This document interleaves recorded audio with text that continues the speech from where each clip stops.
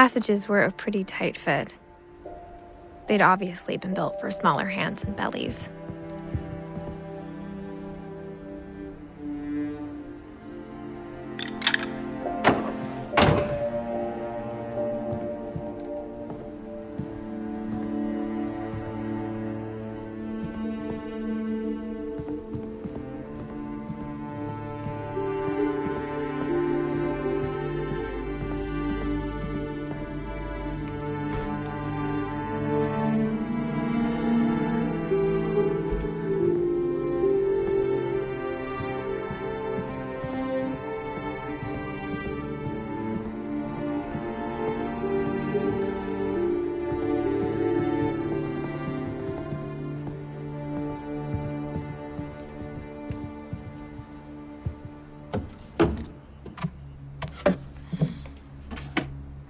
Growing up, I always thought of Barbara as a child star.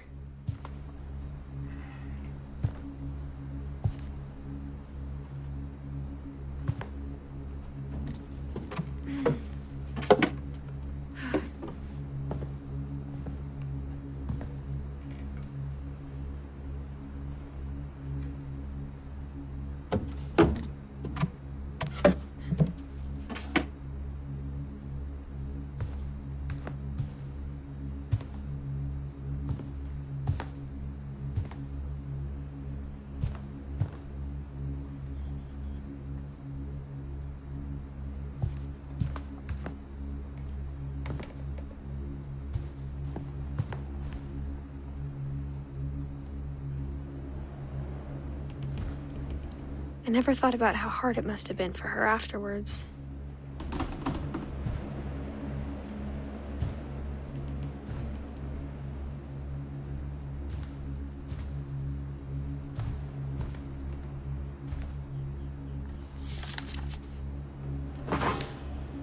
Of all the stories people wrote about Barbara's death, I'm surprised Edie saved this one.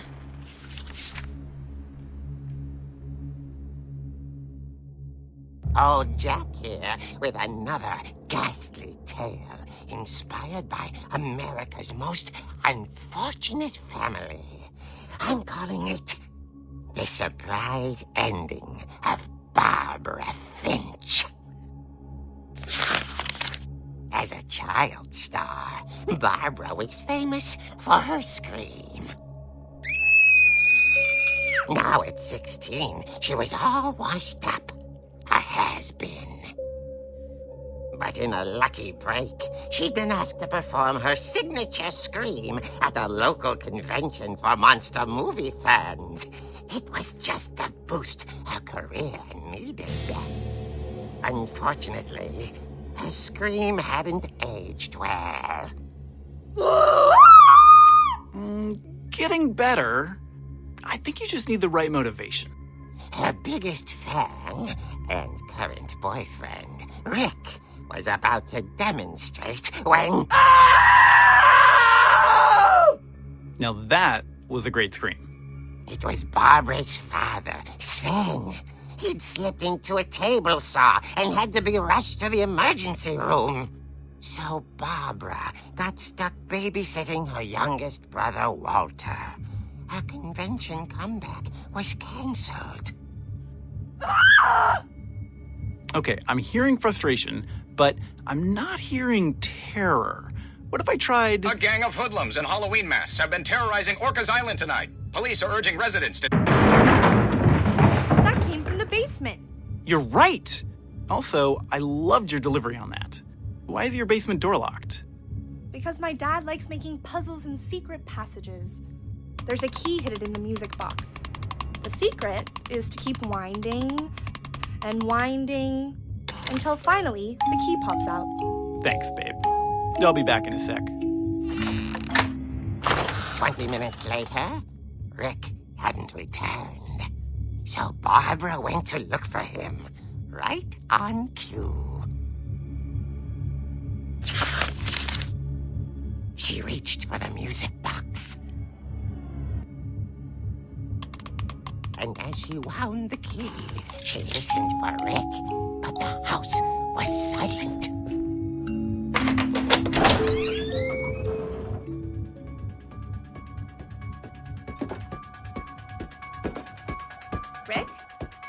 she okay? She found Rick's crutch and imagined the worst.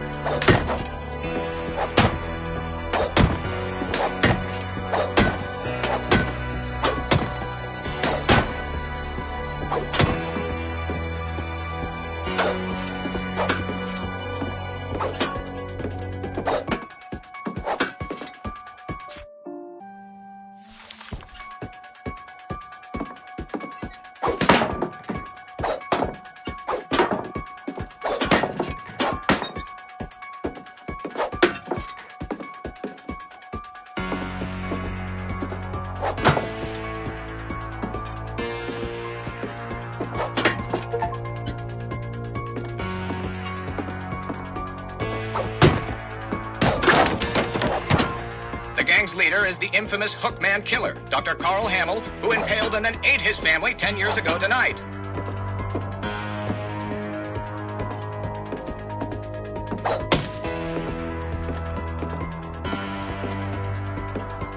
The old fridge rattled and grew still. Oh dear! Oh! Rick? Barb, relax. I was just trying to scare you to help you find your scream. Well, I'm not scared, Rick. I'm furious. Then act furious. All I'm getting from you now is that you're hurt and confused and She threw him out, but she kept a little something to remember him by. Barb, have you seen my other crutch? And she was still holding it when she fell asleep watching the late picture show. Hours later... Barbara! Walter, what's going on up there? Ah! Okay, I'm coming up, but if this is a trick, you're dead, Walter.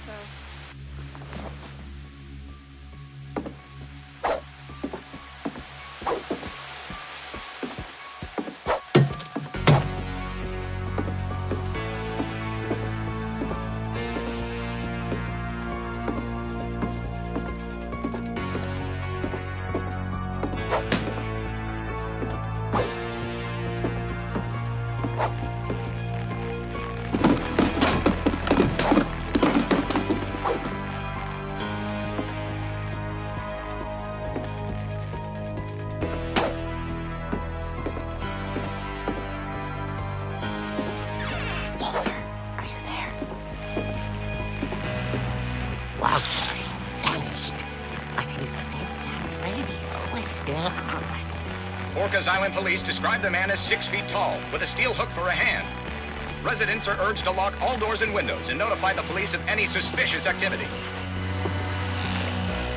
Barbara turned, saw the Hookman, and was speechless.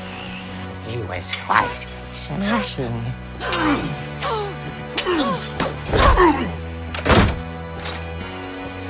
And the reality was, he couldn't get enough of Barbara. Okay, Barbara, there's gotta be another way out of here.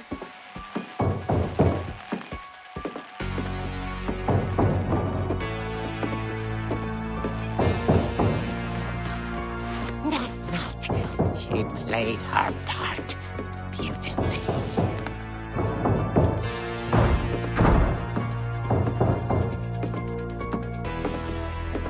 Molly's door hadn't been opened in years. The hinges groaned.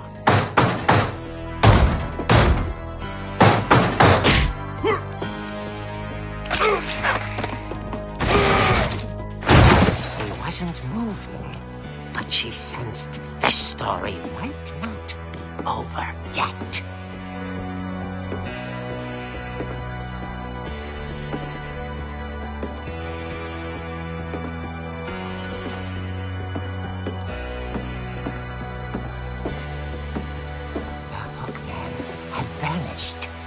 She listened for his breathing, but all she heard was...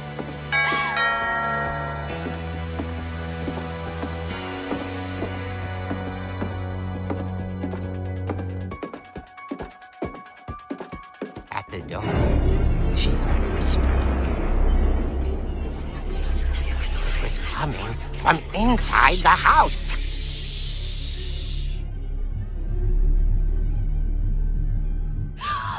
Oh dear. The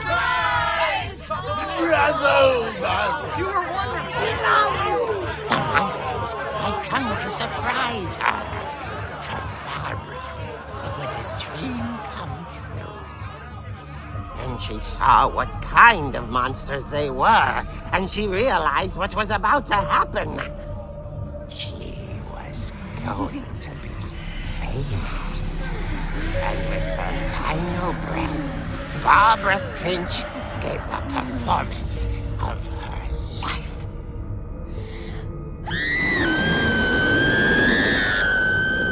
I wasn't there myself, but I hear Barbara was magnificent. Poor girl. She had a taste for stardom. But unfortunately, so did her fans.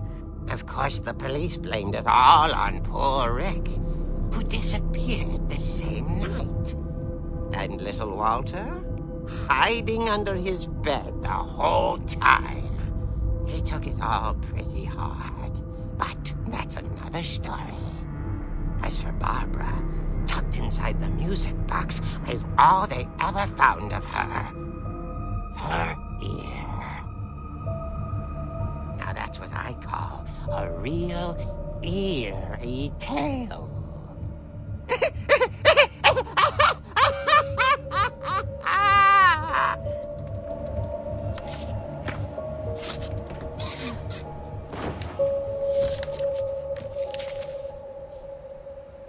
Edie told me all Barbara wanted was to be remembered, as absurd as that comic was. Maybe what Edie saw was a happy ending.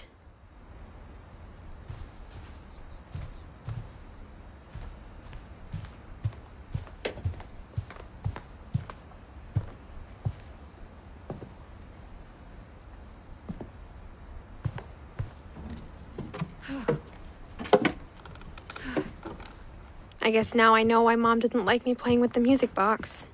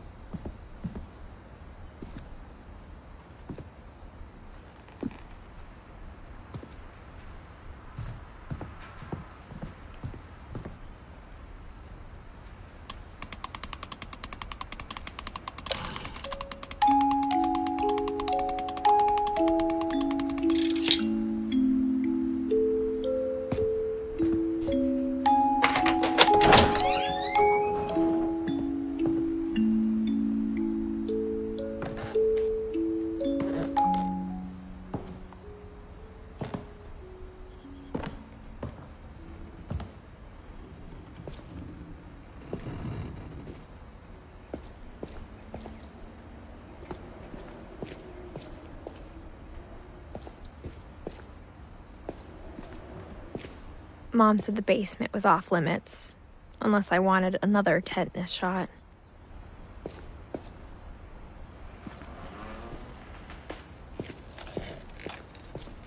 I saw Edie sneak down to the basement once, carrying packages.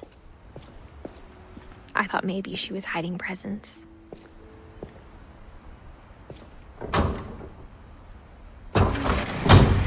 It turned out she was hiding a lot more than that.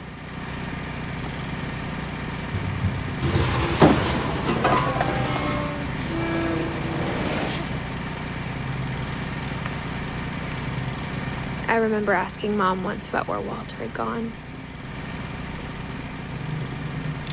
She said after Barbara died, he got as far away as he could. If there's a pattern in all these stories, I think it's that none of us has gotten very far.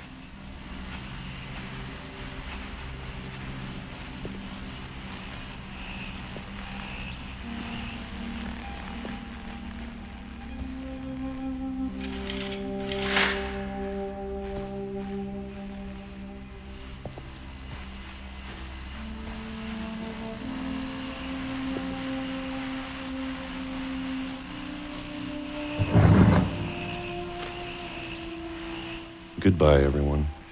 I can't believe I've been down here for 30 years. On that first day, after the shaking started, I didn't think I'd survive a week.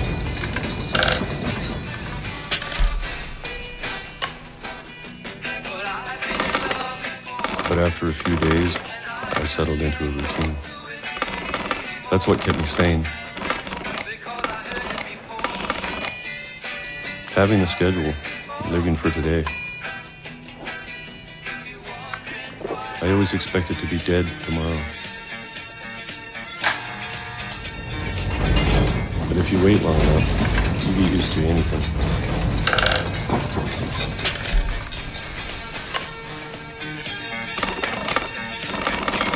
Even a monster on the other side of the door starts to feel normal. Almost friendly.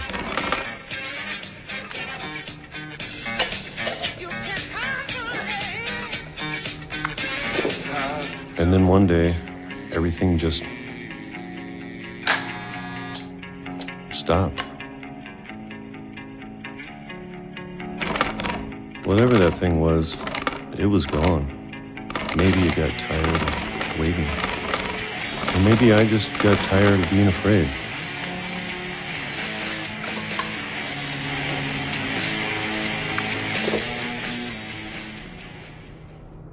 It's been a week now. The longest in 30 years. I'm done waiting.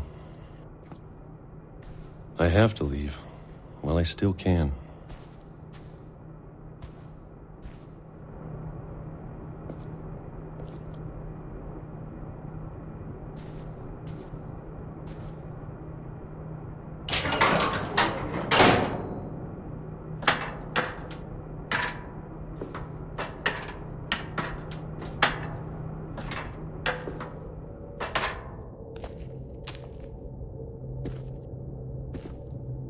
I know it's out there, somewhere. Whatever killed Barbara and Molly and Calvin.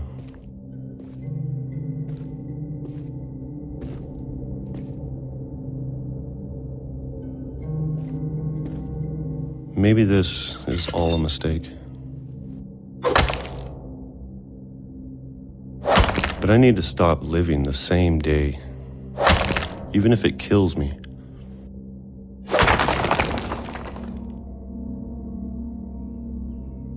Whatever's out there, I want you to know I'm ready for it. I'm going to appreciate all of it, especially the food. I don't mind if I only have a year left, or a month, or a single week. I'd be happy with one new day. I can already imagine the sun on my face.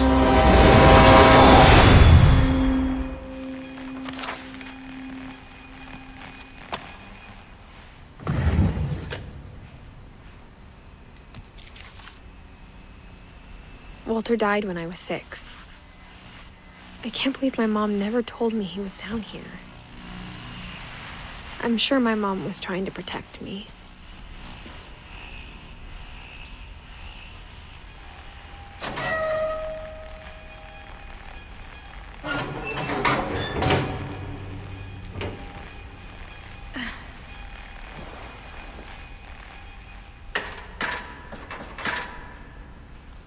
Maybe she was afraid I'd end up like Walter.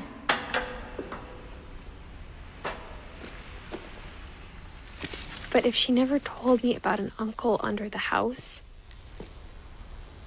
I can only imagine what else she was hiding.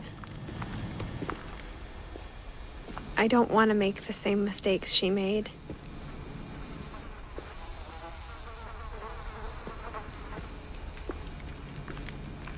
Trying to bury something that's still alive.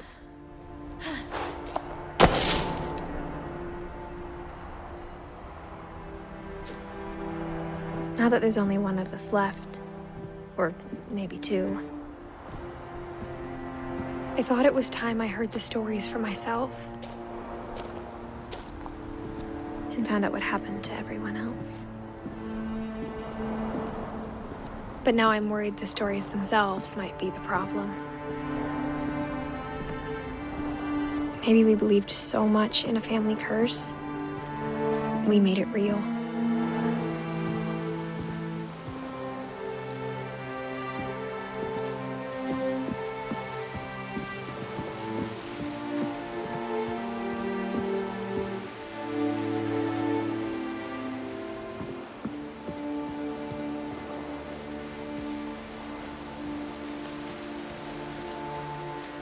I don't know if I should even be writing this.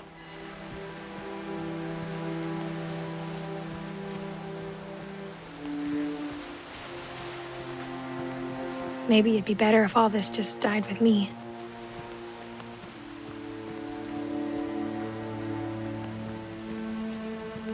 But I thought you should know about your family.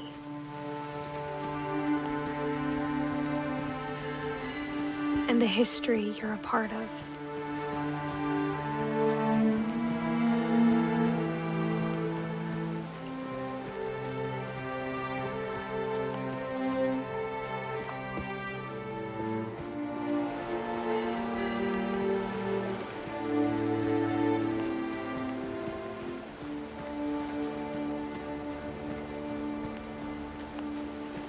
Though to be honest, I feel as lost as you probably do right now.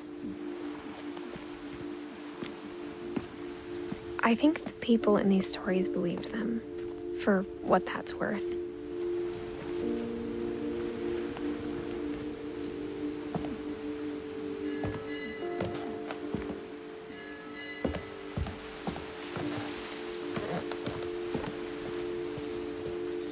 And when you look at the house, that history of imagination and stubbornness and madness, any of it seems possible.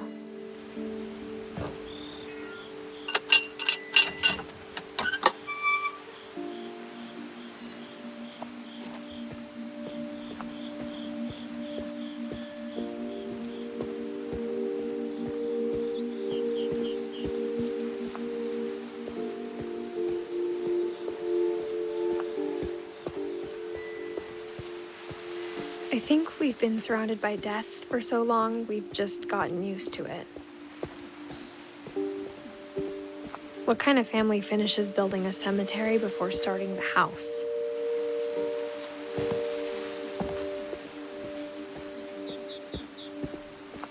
It's embarrassing for me to admit this, but the pet cemetery made me more uncomfortable than the human one. 3 of the gerbils were mine, and 2 had been my fault.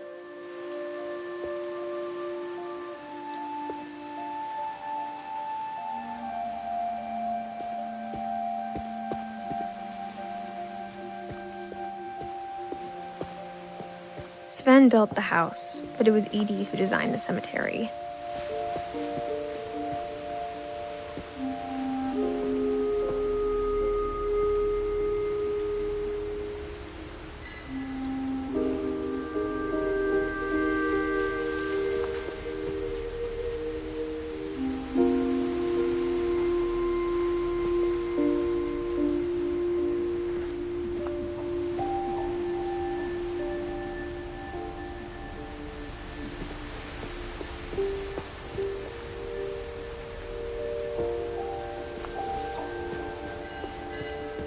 I'm sure Odin's monument had been Edie's idea.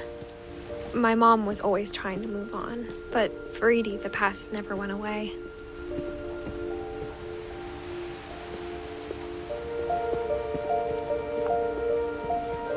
She could see it poking out of the water at low tide.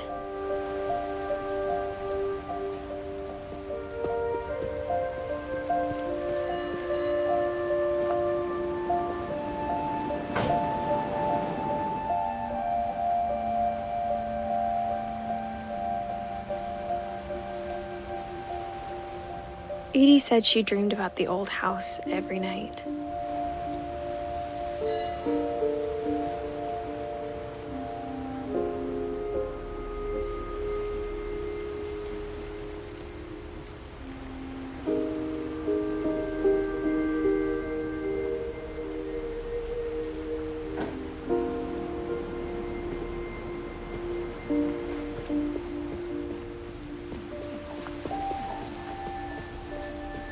Edie's side was always easier for me to understand. But the older I get, the more I can see where my mom was coming from. Her dad had been pretty strict, but it wasn't enough to save her brothers. She was just trying to do better.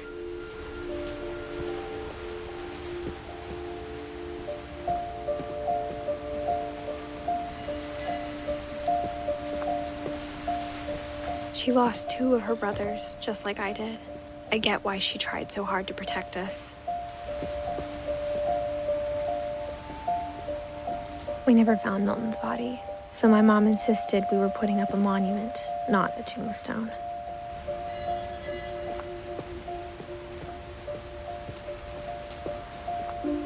There's so many things I wish I could ask my mom now. Part of me thinks this is what she wanted all along. For me to come back someday and find everything out for myself.